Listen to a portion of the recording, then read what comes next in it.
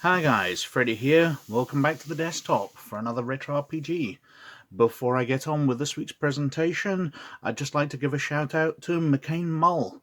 He's a YouTuber, and I'll put his name around here somewhere, and I'll put the link to his channel down here. He's contacted me recently, and we're going to be working on some stuff in the future, but we'll see how that goes. But he does movie reviews and talks about trailers and lots of really cool, interesting stuff, so I advise you to nip on over to his channel and check him out. But on with this week's presentation, and this week I would like to present this. The Extraordinary Adventures of Baron Munchausen, a new style role-playing game by Hogshead Publishing, which came out in 1998. This is one of the very brief, so we're talking how many pages here? Would help if they numbered them.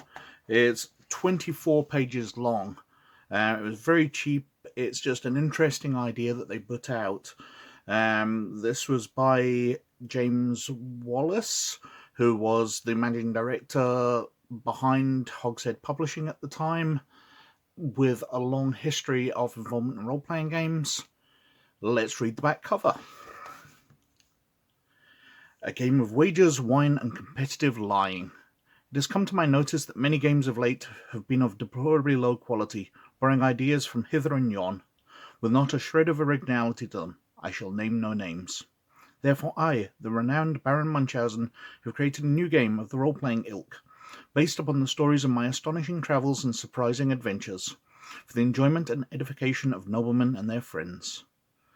Join the Baron as he journeys to the moon and the sun, rides cannonballs, defeats entire Turkish army with only a tame rabbit and a bottle of schnapps, meets gods, giants, and heroes, and escapes from bandits on half a horse. The extraordinary stories of the legendary 18th century noblemen come to life as players battle to outdo one another's fabulous feats and amazing accomplishments, stretching the bounds of truthfulness until they twang. The Extraordinary Adventures of Baron Munchausen contains a full set of rules, background, and more than 200 adventures ready to be played. A revolutionary system of mechanics that does away with dice or cards and uses money and fine wine instead. 2 combat systems, dueling and dueling for cowards. Quick start rules and a great many insults against the inhabitants of various nations, but principally the French. This game can be learned in under 5 minutes, requires no GM or preparation, takes about an hour to play. You'll require pencil, paper, imagination, a manservant, money, a selection of fine wines, noble blood, a sense of flamboyance, and at least one attractive member of the opposite sex. Optional. How is all this possible? If Baron Munchausen is involved, anything is possible. My manservant Stark, who looks at these things for me, tells me this is truly an astounding piece of work, and he's the finest games player in all of Europe. Phil Masters, author of GURPS Discworld. At last, a game which I get to recount my marvellous exploits, such as the time I taught young Don Diego de la Vega to fence, when I suggested Dumas that he try his hand at writing books. Stephen O'Sullivan, author of Fudge and GURPS Swashbucklers. Though this game is also suitable for women, children, and the better sort of servant, it is not for dullards or an uneducated common folk who will find little here to divert them. Hogshead Publishing, 1998. Although I'm doing this as a retro RPG, this is actually kind of out at the moment. The game itself got republished by Magnum Opus Press in 2008. I believe Magnum Opus Press was James Wallace's next project after Hogshead was rounded up. And Fantasy Flight Games have actually brought out a version of it with new internal artwork, and they've made it all spiffy and up to date in 2016. Now, opening it up, we can see the main picture looks very much like the character out of the Terry Gilliam movie, Baron Munchausen himself. I'll skip through it, just so you can see the inside artwork while I talk. The game itself is a game of storytelling. So, one player, it's described in the rules as the person who last bought the drinks, turns to the person on the right of them and says, "Tell me about the time that you fell from the sun using only a cat as cushion. And you will have to, the person on the right will have to start telling a story. And it's an extraordinary story. It's outrageous, it's silly, it's crazy, it's full of all the idiotic things you can think of. And during that time, other players may put forward wagers, so put forward some of their money, to challenge. And one of the challenges I think it mentions is, well, how could your story involve the Empress of Russia? For I know that she was devoured by giraffes only years before. And the storyteller has the chance to incorporate that in his story, in which case he takes the wager, pockets it towards the next round, or he can give up, buy a round with his own money and whatever money's already caught, and then pass the game on to the person on his right.